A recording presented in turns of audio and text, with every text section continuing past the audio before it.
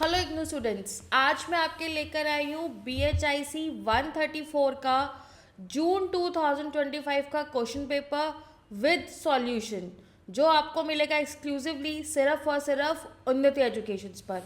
उन्नति एजुकेशंस आपको देता है बिल्कुल लेटेस्ट अपडेट, तो इसलिए सबसे ज़रूरी है कि आप हमारे चैनल को अभी लाइक और सब्सक्राइब कर लो ताकि आपकी कोई भी अपडेट जो है वो मिस ना हो। चलिए क्वेश्चन पेपर देखते हैं student.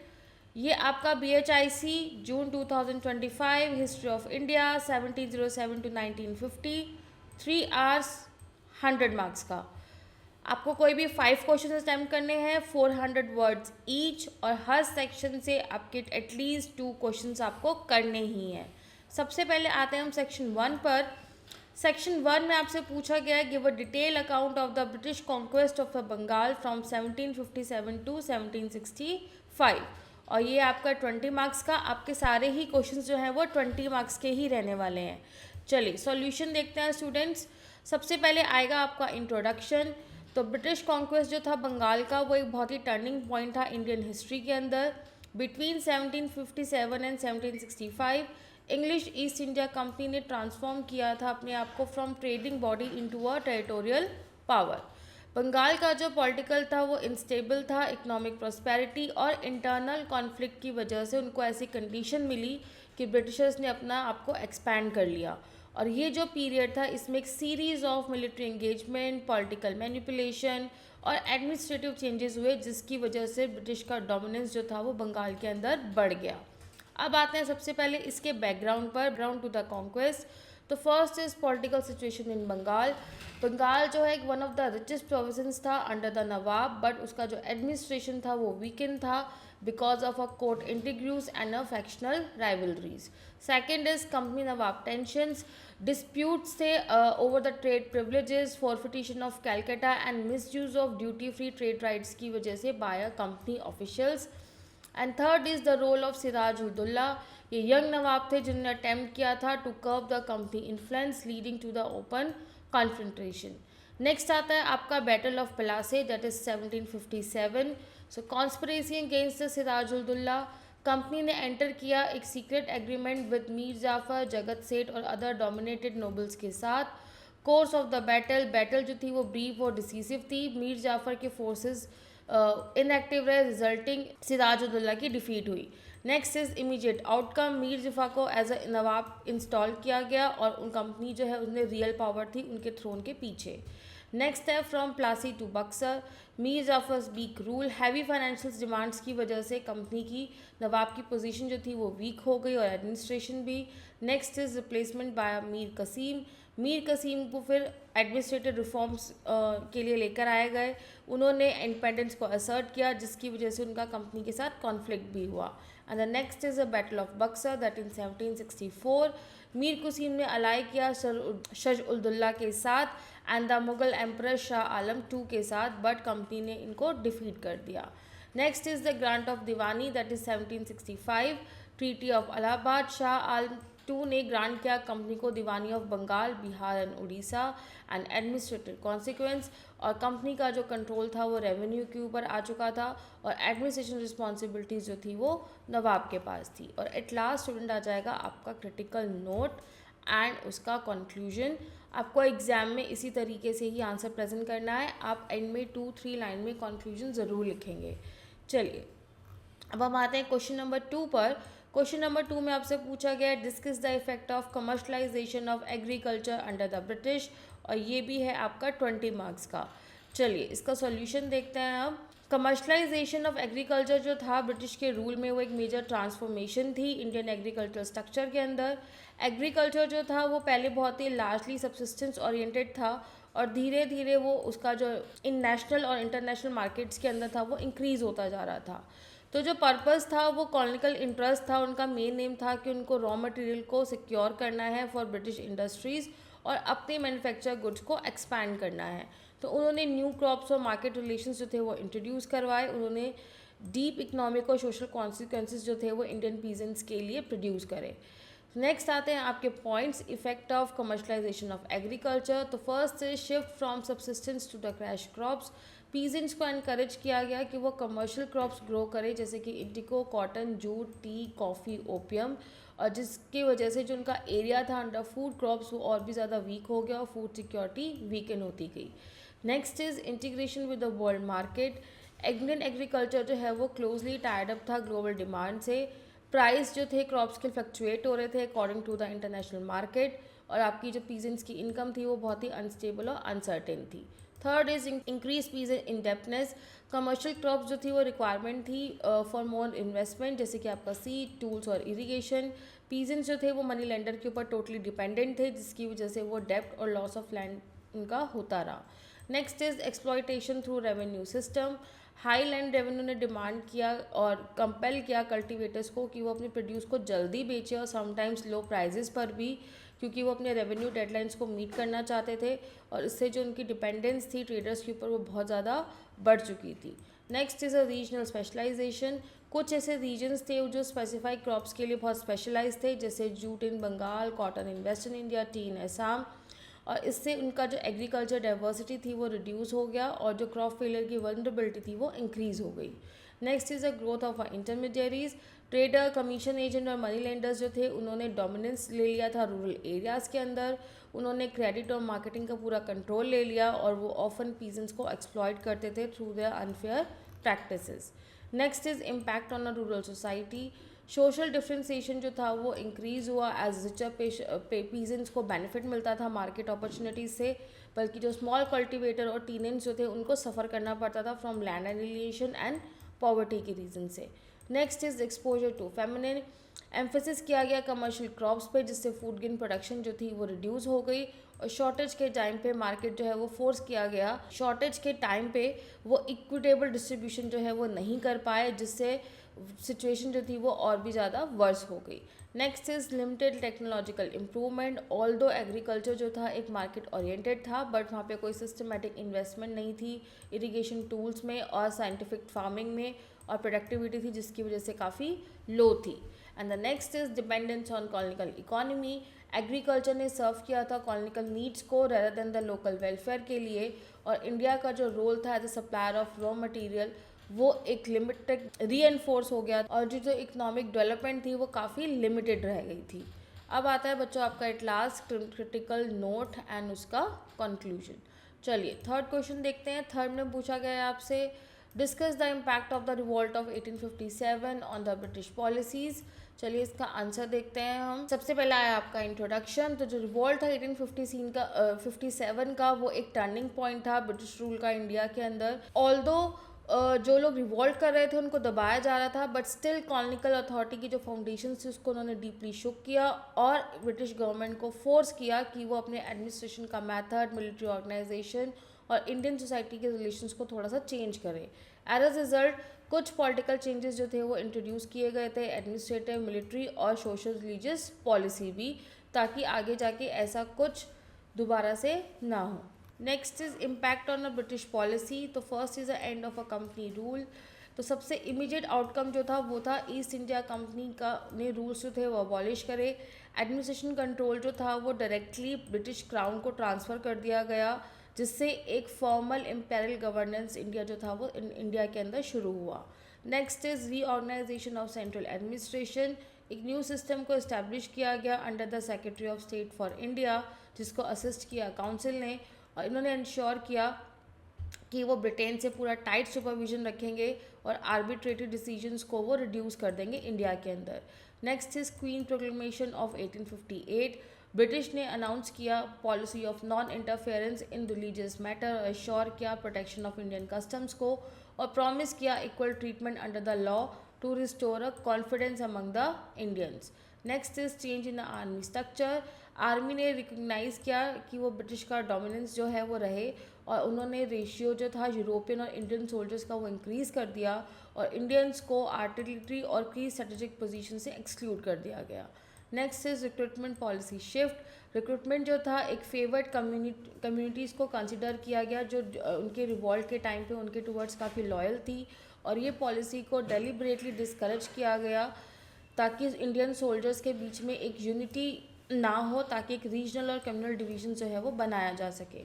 Next is policy toward Prince and zamindars, तो इंडियन रूलर्स को एश्योर किया गया कि उनकी टेरिटरीज को प्रोटेक्शन दी जाएगी और पॉलिसीज़ बनाई गई और प्रिंसेस को एज अ अलाइज ट्रीट किया rather than a threat. Next is administration caution and conservatism. British official जो थे वो और भी ज़्यादा कॉन्शियस हो गए थे न्यू रिफॉर्म्स इंट्रोड्यूस करने के लिए, और उनका एम्फेसिस जो था वो एग्रेसिव एक्सपेंशन से रिफॉर्म टू स्टेबिलिटी में शिफ्ट हो गया था। And the last point is social and religious policy changes. जो भी उनका इंटरफेरेंस था सोशल प्रैक्टिसेस में उन्होंने अवॉइड किया। अर्लियर वो कुछ रिफॉर्म्स लेकर आए थे बट उसको रिप्लेस कर दिया गया ताकि कोई भी ऑफेंड ना हो रिलीजियस सेंटिमेंट को लेकर। नेक्स्ट आ जाएगा बच्चों आपका क्रिटिकल नोट और एट लास्ट आपका कंक्लूजन।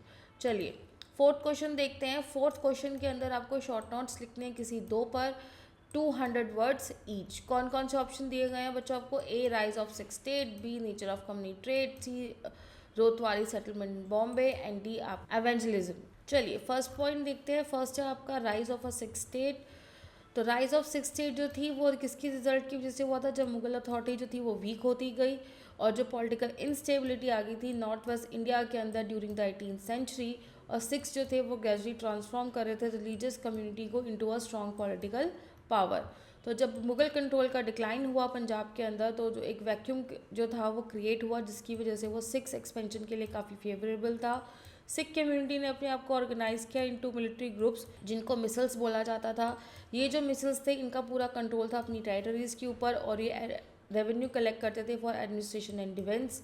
अफगान इन्वेशन ने और भी ज़्यादा एग्जिस्टिंग अथॉरिटीज़ को वीक कर दिया था। इसकी वजह से सिक्स जो थे उन्होंने अपने डोमिनेंस को और भी ज़्यादा पक्का किया।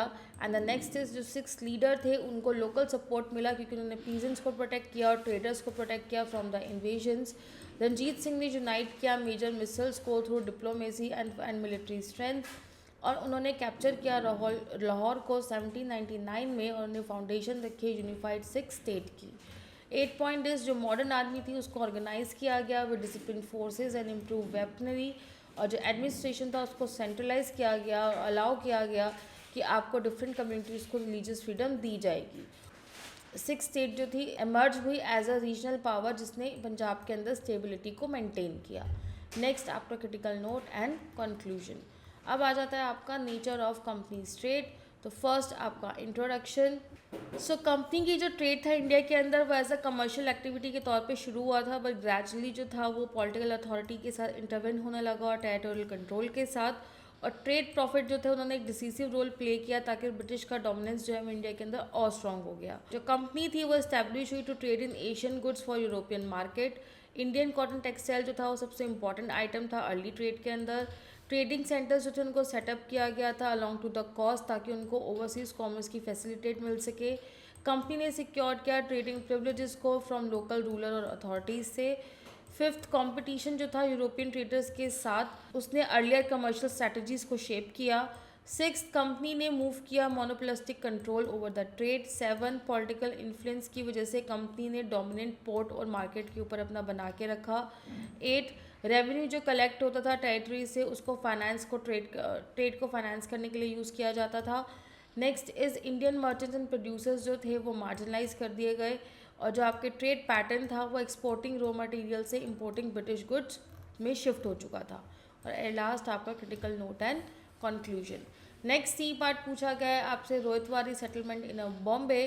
तो रोहितवारी सेटलमेंट जो था एक सिस्टम था लैंड रेवेन्यू का जो इंट्रोड्यूस किया गया था वेस्टर्न इंडिया के अंदर ताकि वो एक डायरेक्ट रिलेशन बना सके स्टेट और कल्टिवेटर्स के बीच में, और उनका एम था कि उन्होंने रेवेन्यू कलेक्शन को सिंप्लीफाई करना है और इंश्योर करना है कि एक रेगुलर इनकम जो है वो कॉलोनियल एडमिनिस्ट्रेशन को मिलती रहे। तो ये जो सेटलमेंट थी इसने रिकॉग्नाइज किया था इंडिविजुअल कल्टिवेटर को as a proprietor of the land. Revenue जो था उसको असेस किया गया directly on each cultivator rather than the intermediaries. Land को सर्वे किया गया, क्लासीफाई किया गया फिक्स रेवेन्यू डिमांड के लिए। रेवेन्यू रेट्स जो थे वो हाई थे और वो एस्टिमेटेड प्रोड्यूस के ऊपर बेस्ड थे। पेमेंट्स जो थी वो कैश में की जाती थी, इससे पीजेंट्स के ऊपर प्रेशर बहुत ज़्यादा था। अगर आप रेवेन्यू पे नहीं करते थे तो आपका लैंड को कन्फेस्टिकेट किया जा सकता था। कल्टिवेटर्स के पास राइट था कि वो लैंड को मॉर्गेज भी कर सकते हैं और सेल भी कर सकते हैं। फ्रीक्वेंट रिसेसमेंट्स की वजह से एक अनसर्टेनिटी जो थी वो पीजेंट्स के अंदर आ चुकी थी। एग्रीकल्चर प्रोडक्टिविटी जो थी वो इम्प्रूव नहीं हो रही थी हैवी बर्डन की वजह से, और ये सिस्टम था इसने स्टेट का कंट्रोल ज़्यादा कर दिया था ओवर द रूरल एरियाज़। और आपका क्रिटिकल नोट एंड कंक्लूजन। अब हम आते हैं उसके डीप वन पर, एंग्लिज्म। तो आपका जो एंग्लिज्म है वो एक रिलीजियस, एक मॉरल मूवमेंट था with in the British society, जिसमें वो कंसिडरेबल इन्फ्लुएंस करना चाह रहे थे कॉलोनियल थिंकिंग का इंडिया के अंदर during the late 18th and early 19th century. इनका जो मेन एम्फोसिस था वो था मोरल रिस्पॉन्सिबिलिटी, रिलीजियस रिफॉर्म और spread of a Christian values. वो बिलीव करते थे कि ब्रिटिश रूल जो है वो एक उसकी एक मॉरल ड्यूटी है कि वो इंडियन सोसाइटी को रिफॉर्म करे, उसमें चेंजेस लेकर आए। वो इंडियन सोशल प्रैक्टिसेस को करप्ट मानते थे और वो चाहते थे कि उसके अंदर कुछ चेंज हो। मिशनरीज जो थी उस एक्टिविटी उनको एक्सटेंड कर दिया गया। एजुकेशन को एक इम्पॉर्टेंट टूल माना गया फॉर मॉरल और रिलीजियस अपलिफ्टमेंट। इंग्लिश एजुकेशन को प्रमोट किया गया वेस्टर्न मॉरल वैल्यूज़ को स्प्रेड करने के लिए। इन्होंने इस रिफॉर्म को, सोशल कस्टम को एज अ इनह्यूमन माना और उसके अंदर चेंजेस को सपोर्ट किया, एनकरेज किया स्टेट को ताकि वो इंटरवेन करे सोशल और रिलीजियस मैटर के अंदर। इस अप्रोच की वजह से उनको earlier policies of non interference को चैलेंज करना पड़ा। इंडियन सोसाइटी ने रिएक्ट किया विद अ सस्पिशन और वो इस इंटरफेशन के लिए उन्होंने उसको असिस्ट किया। And the last point is उनके जो आइडियाज़ थे उन्होंने अर्ली रिफॉर्म्स को मेजर किया और ऑफिशियल्स के एटीट्यूड को भी। और एट लास्ट आपका क्रिटिकल नोट एंड कंक्लूजन। अब आ जाता है बच्चों आपका सेक्शन 2। बट सेक्शन 2 स्टार्ट करने से पहले सबसे इम्पॉर्टेंट, अगर आपको किसी भी चीज़ के रिगार्डिंग कोई हेल्प चाहिए, आपको लास्ट 5 ईयर्स के क्वेश्चन पेपर विद सॉल्यूशंस चाहिए, गेस्ट पेपर चाहिए, नोट्स चाहिए, तो आपको सिर्फ हमारी टीम को कांटेक्ट करना है या आप हमारी वेबसाइट पे भी विजिट कर सकते हैं, दैट इज़ www.unnitieducations.com। और वहाँ पे आप इग्नू पे क्लिक करेंगे जहाँ पे आपको admission, solve assignment, previous year question paper with solution, guest paper and notes सब कुछ अवेलेबल है। तो अभी टीम को कांटेक्ट करें और उनसे आप सॉल्यूशंस और नोट्स लें। चलिए अब हम आते हैं नेक्स्ट पर, सेक्शन नंबर 2 पर। सेक्शन नंबर 2 में आपसे 5th क्वेश्चन पूछा गया, discuss the various stages of colonialism in India. चलिए इसका आंसर देखते हैं। तो कॉलोनिज्म जो था इंडिया में डेवलप हुआ था लॉन्ग हिस्टोरिकल प्रोसेस से, जिसमें आपका जो फॉरेन कंट्रोल था वो ग्रेजुअली ट्रांसफॉर्म हो गया था कमर्शियल इन्वॉल्वमेंट से into a full political domination. और ये एक सिंगल इवेंट नहीं था बल्कि ये कुछ डिफरेंट स्टेजेस थे। तो अब आ जाते हैं स्टेजेस ऑफ कॉलोनाइजेशन इंडिया के अंदर। तो फर्स्ट है आपका कमर्शियल स्टेज जो था 1600 से 1757। ये जो स्टेज था ये शुरू हुआ था arrival of European trading companies के साथ, exceptionally English East India company. इनका प्राइमरी एम था इनका ट्रेड करना स्पाइसेस, टेक्सटाइल और अदर कमोडिटीज़ के अंदर। इंडियन रूलर्स ने इनको ग्रांट किया कुछ ट्रेडिंग प्रिविलेजेस, फैक्ट्रीज और पोर्ट्स। इन रिटर्न उनको रेवेन्यू और डिप्लोमेटिक सपोर्ट मिला और पॉलिटिकल अथॉरिटी जो थी वो रिमेन लार्जली इंडिया के हैंड्स में रही, जबकि यूरोपियन के पास जो थी सिर्फ कुछ लोकल पावर के ऊपर वो डिपेंडेंट थे। नेक्स्ट आया आपका ट्रांजिशनल और मर्सेंटाइल पॉलिटिकल स्टेज जो था आपका 1757 से 1813 के बीच में। ये जो फेज था ये स्टार्ट हुआ था after the battle of Plassey which जिसने कंपनी को एज अ पॉलिटिकल एंट्री दी इंडिया के अंदर। कंपनी जो थी उसने कुछ रेवेन्यू राइट्स को एक्वायर किया स्पेशली वेस्ट बंगाल के अंदर और उन्होंने वहाँ पे अपनी पॉलिटिकल पावर को यूज़ किया। इंडियन रिसोर्सेज को एक्सप्लॉइट किया गया ताकि वो फाइनेंस, ट्रेड और मिलिट्री एक्सपेंशन कर सकें और उन्होंने ट्रेडिशनल रूलिंग क्लास को और वीकन कर दिया और कॉलोनियल अथॉरिटी जो थी वो कंसोलिडेट होना स्टार्ट हो गई।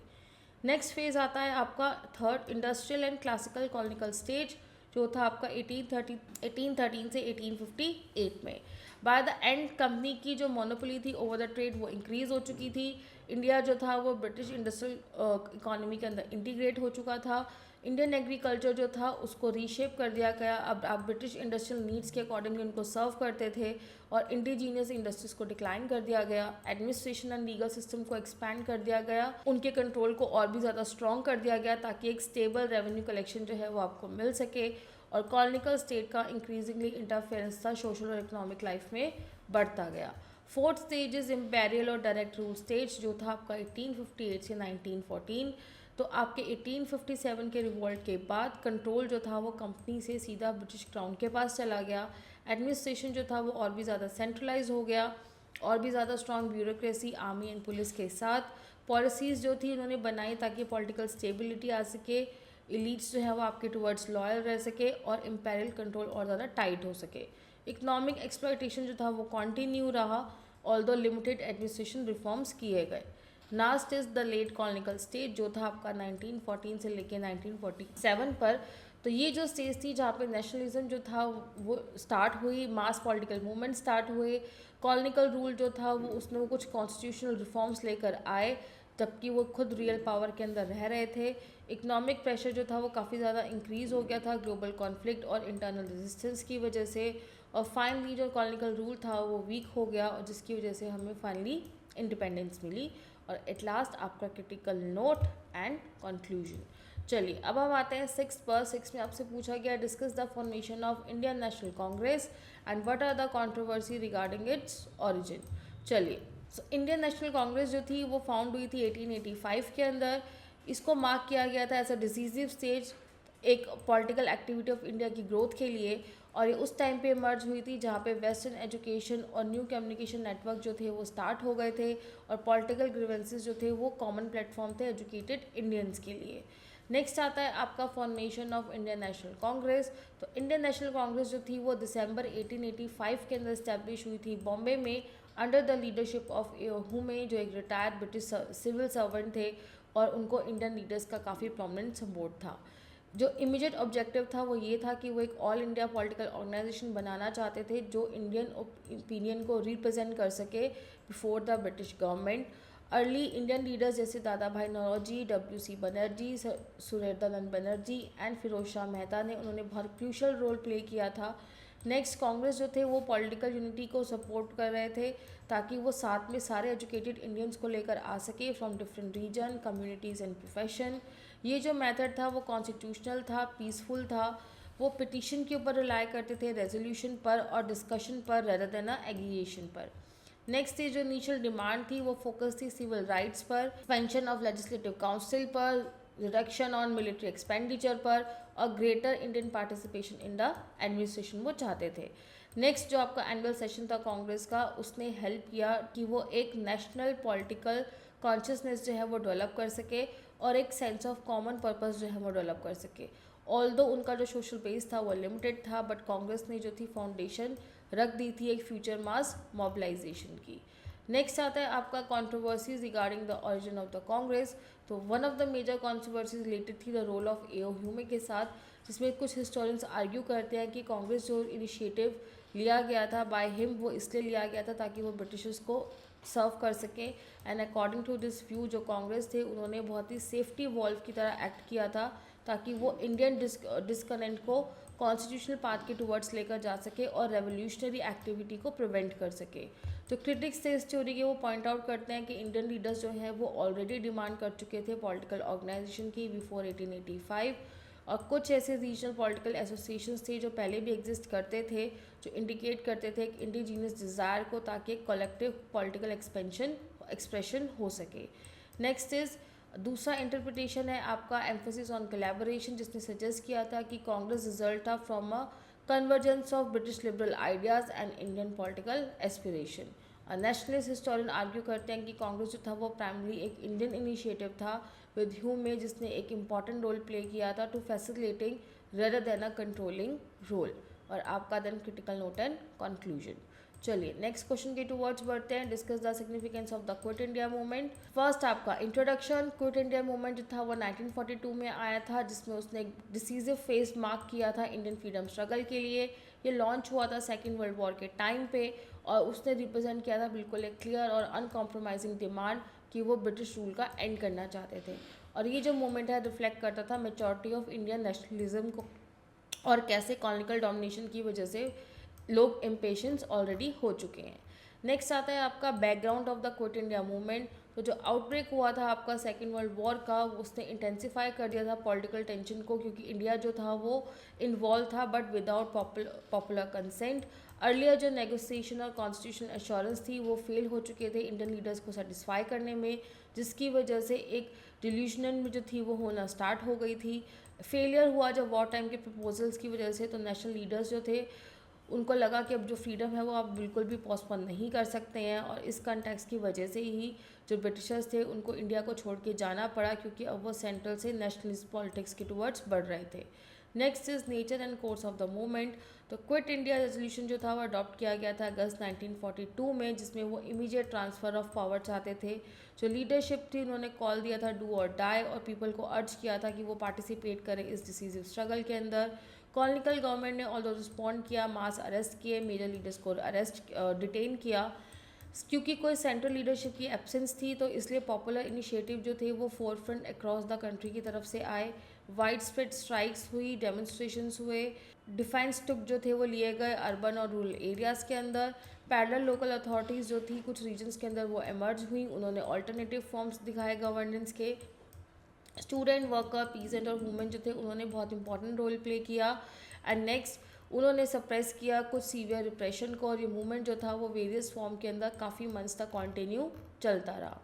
Next is significance of quit India movement. ये मूवमेंट जो था वो डेमोन्स्ट्रेट करता था डेप्थ और intensity of popular commitment of freedom को। इसको शिफ्ट किया, ये जो मार्क था एक शिफ्ट था इलीट लेड पॉलिटिक्स से मास बेस्ड रेजिस्टेंस के टूवर्ड्स। ब्रेक डाउन हुआ कॉलोनिकल एडमिनिस्ट्रेशन का कुछ एरियाज़ के अंदर, जिससे ब्रिटिश की अथॉरिटी जो थी वो लिमिटेड रह गई। पार्टिसिपेशन जो था वो डाइवर्स ग्रुप का, उसने इस आइडिया को और भी ज़्यादा स्ट्रॉन्ग किया, और एक क्लियर कर दिया गया कि अब जो ब्रिटिश रूल है वो ज़्यादा देर तक यहाँ नहीं रहने वाला। जो मूवमेंट था उसने ऑल्टर किया ब्रिटिश परसेप्शन को, रीएनफोर्स किया इनएविटेबिलिटी ऑफ इंडिपेंडेंस को, और क्विट इंडिया जो है उसने कंडीशन क्रिएट करी जिससे पोस्ट वार नेगोशिएशन और कॉन्स्टिट्यूशनल डेवलपमेंट्स हुए। तो उसने रीअफर्म किया मॉरल और पॉलिटिकल लीडरशिप को नेशनल मूवमेंट के अंदर डिस्पाइट द रिप्रेशन। और एट लास्ट आपका क्रिटिकल नोट एंड कंक्लूजन। अब आ जाते हैं हमने लास्ट क्वेश्चन पर। क्वेश्चन नंबर 8, आपको शॉर्ट नोट लिखना है किसी भी दो पर 200 वर्ड्स पे। First is idea of Raja Ram Mohan Roy, B partition of Bengal, C composition of constitute assembly and D rise of revolutionary nationalism. चलिए फर्स्ट आता है बच्चा आइडिया ऑफ राजा राम मोहन राय। तो राजा राम मोहन राय जो थे one of the most influential intellectuals थे जिन्होंने सोशल रिफॉर्म्स किए थे अर्ली 19th सेंचुरी के अंदर। उन्होंने सॉर्ट किया था कि वो इंडियन सोसाइटी के अंदर कुछ चेंजेस लेकर आना चाहते हैं बाय कंबाइनिंग नेशनल थिंकिंग और एथिकल वैल्यूज़। की आइडियाज़ क्या थे? उन्होंने सोशल इव्स को स्ट्रॉकली अपोज किया, जैसे कि आपका सती प्रथा, चाइल्ड मैरिज, फीमेल इन्फेटिसाइड, इसको उन्होंने इरेशनल और इनह्यूमन कंसिडर किया। रॉय ने एडवोकेट किया एबॉलिशन ऑफ सती और बहुत ही डिसीजिव रोल प्ले किया एक पब्लिक ओपिनियन फॉर्म करने के अंदर अगेंस्ट दिस प्रैक्टिस।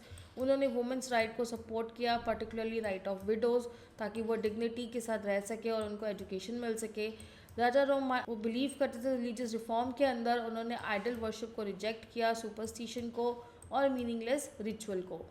उनका एम्फोसिस जो था वो मॉनिटिज्म के ऊपर था और वो एथिकल टीचिंग को ऊपर रखते थे, एंशियंट टेक्स्ट की, एक्सेप्शनली उपनिषद्स की।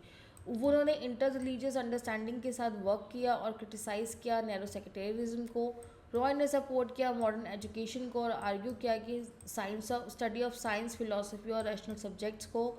और वो बिलीव करते थे एजुकेशन जो है वो आपकी सोशल प्रोग्रेस और नेशनल रिक्रिएशन के लिए बहुत ही इंपॉर्टेंट है। और एट लास्ट आपका नोट एंड कंक्लूजन।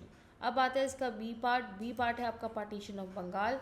तो पार्टीशन ऑफ बंगाल जो है वो 1905 के अंदर एक मेजर एडमिनिस्ट्रेशन डिसीजंस था जो आपके पॉलिटिकल कॉन्सिक्वेंसेस की वजह से हुआ, और ये एक टर्निंग पॉइंट था for a growth of a nationalist politics. और अब आता है आपका background and nature of partition. Bengal जो था वो डिवाइड किया गया था on the grounds of administrative convenience के तौर पे, क्योंकि बहुत ही लार्ज सिटी थी और लार्ज पॉपुलेशन थी। जो प्रोविंस था उसको दो पार्ट्स में डिवाइड किया गया, ईस्टर्न और वेस्टर्न रीजन्स के अंदर। डिसीजन जो था वो विदाउट कंसल्ट, उन्होंने इंडियन पब्लिक ओपिनियन को कंसल्ट नहीं किया, और इस डिविजन्स की वजह से रिलीजियस और पॉलिटिकल टेंशंस जो थी वो क्रिएट हुई। इम्पैक्ट एंड सिग्निफिकेंस, इस पार्टीशन की वजह से वाइड स्प्रेड प्रोटेस्ट हुए, बॉयकॉट किया गया फॉरेन गुड्स का, जिसमें उनको एक पावरफुल फॉर्म ऑफ रेजिस्टेंस मिला। इंडिजीनियस इंडस्ट्रीज और नेशनल एजुकेशन को प्रमोट किया गया as a alternative. Student, professional और वुमेन्स को उन्होंने एक्टिवली पार्टिसिपेट किया इस मूवमेंट के अंदर। इस एग्जीशन की वजह से ये जो एग्जीशन था देन बियॉन्ड द बंगाल भी स्प्रेड हुआ और एक ऑल इंडिया डायमेंशन मिला स्ट्रगल के लिए। और ये जो मूवमेंट था इसने इमोशनल अटैचमेंट जो एक नेशन का आइडिया था उसको और भी ज़्यादा स्ट्रॉन्ग कर दिया। अब आ जाते हैं हम सी पॉइंट पर, that is composition of constituent assembly. तो कॉन्स्टिट्यूंट असेंबली जो थी वो आपकी फॉर्म की गई थी एक इंडिपेंडेंट इंडिया के कॉन्स्टिट्यूशन को फ्रेम करने के लिए, और ये बहुत एक हिस्टोरिक एफर्ट था जिसमें उन्होंने एक सॉवरन डेमोक्रेटिक फ्रेमवर्क बनाया ताकि वो डाइवर्स पॉपुलेशन की एस्पिरेशन को रिफ्लेक्ट कर सके। कॉम्पोजिशन क्या था? कॉन्स्टिट्यूंट असेंबली जो थी वो 1946 के अंदर बनी थी under a plan announced by British government. Members जो थे वो डायरेक्टली इलेक्ट नहीं किए गए थे, बल्कि उनको चूज़ किया गया था by the elected member of provisional legislative bodies के थ्रू। रिप्रेजेंटेशन जो था वो ब्रॉडली बेस्ड था पॉपुलेशन पर, और इंश्योर किया गया ताकि आपके डिफरेंट रीजन ऑफ कंट्री के लोग पार्टिसिपेट कर सके। सीट्स जो थी वो अलॉट की गई प्रोविंसेस को और प्रिंसली स्टेट को सेपरेटली। प्रिंसली स्टेट जो थी उनको इनवाइट किया गया ताकि वो अपने रिप्रेजेंटेटिव को नॉमिनेट कर सके असेंबली के अंदर। असेंबली को इंट्रोड्यूस किया गया मेंबर में फ्रॉम असेंबली के अंदर इंक्लूड किया गया मेजर पॉलिटिकल ग्रुप्स के मेंबर्स को। नेक्स्ट उन्होंने रिफ्लेक्ट किया सोशल डाइवर्सिटी को, उनकी जो रिप्रेजेंटेशन थी डिफरेंट कम्युनिटीज़ की, प्रोफेशंस की और रीजन्स की। कुछ इमीडिएट लीडर्स, लॉयर्स, स्कॉलर्स और एडमिनिस्ट्रेटर जो थे उन्होंने बहुत की रोल प्ले किया उसकी फंक्शनिंग के अंदर। असेंबली जो थी वो फंक्शन हुई थी थ्रू वेरियस कमेटीज़ जो डील कर रहे थे स्पेसिफिक कॉन्स्टिट्यूशनल इश्यूज़ के साथ, और दोनों ने ही एज एक्ट किया for a law making body और forum for a national debate. And last आ जाता है स्टूडेंट्स आपका the rise of a revolutionary nationalism. तो आपका रेवोल्यूशनरी नेशनलिज्म जो था वो एमर्ज हुआ था as a alternative current within the national movement. उसने एडवोकेट किया था डायरेक्ट और मिलिटेंट एक्शन को अगेंस्ट द कॉलोनियल रूल। ये डेवलप हुआ था मेनली अर्ली 20th सेंचुरी के अंदर in response to political repression and the slow constitutional progress. अब फैक्टर्स कौन कौन से थे? फर्स्ट वो डिसअपॉइंटेड थे मॉडरेट मेथड से, जिसकी वजह से कुछ नेशनलिस्ट जो थे वो और रेडिकल अप्रोचेस चाहते थे। रिग्रेसिव लॉ और सप्रेशन ऑफ पीसफुल प्रोटेस्ट ने उनके एंगर को और भी ज़्यादा बढ़ा दिया था। बंगाल के पार्टीशन का जो इम्पैक्ट था उसने बहुत इंपॉर्टेंट रोल प्ले किया। एजुकेटेड यंग मैन जो थे वो इंस्पायर हुए बाय इंटरनेशनल रेवोल्यूशनरी मूवमेंट्स और आइडियाज़ से। सीक्रेट सोसाइटी और अंडरग्राउंड ग्रुप्स जो थे वो फॉर्म किए गए across the different regions. Revolutionary nationalist जो थे उन्होंने बिलीव करते थे सेक्रीफाइस और आर्म रेजिस्टेंस के अंदर। उनका एम्फेसिस था करेज, डिसिप्लिन और devotion to the cause of a freedom. Revolutionary activities के अंदर आपका political assassination, attack on symbol of authority और प्रोपोगेंडा इंक्लूडेड था। डिस्पाइट द लिमिटेड रिसोर्सेज उनके एक्शंस ने एक फियर क्रिएट कर दिया था कॉलोनियल ऑफिशियल्स के अंदर, और उनकी जो आइडियोलॉजी थी वो इन्फ्लुएंस हुई थी, उनकी आइडियोलॉजी ने इन्फ्लुएंस किया था लेटर जनरेशन ऑफ नेशनलिस्ट को। और at last critical note and conclusion. तो स्टूडेंट आपको जिस तरीके से आंसर प्रेजेंट करें हैं हमारी टीम ने, आपको ऐसे ही आंसर्स प्रेजेंट कर आने हैं पॉइंट्स फॉर्म में। ये आपकी इग्नू की मार्किंग स्कीम के अकॉर्डिंगली हैं, और मेक श्योर आप हमारी टीम से लास्ट 5 ईयर के सॉल्यूशंस लेना ना भूलें, ताकि आपको इम्पॉर्टेंट क्वेश्चंस और उनका पैटर्न क्या है आपको समझ में आ सके और आप अच्छे मार्क्स स्कोर कर सके। और इस वीडियो को शेयर करना बिल्कुल मत भूलना, और कमेंट सेक्शन में ज़रूर बताना कि आपको नेक्स्ट वीडियो कौन से सब्जेक्ट की चाहिए। Thank you.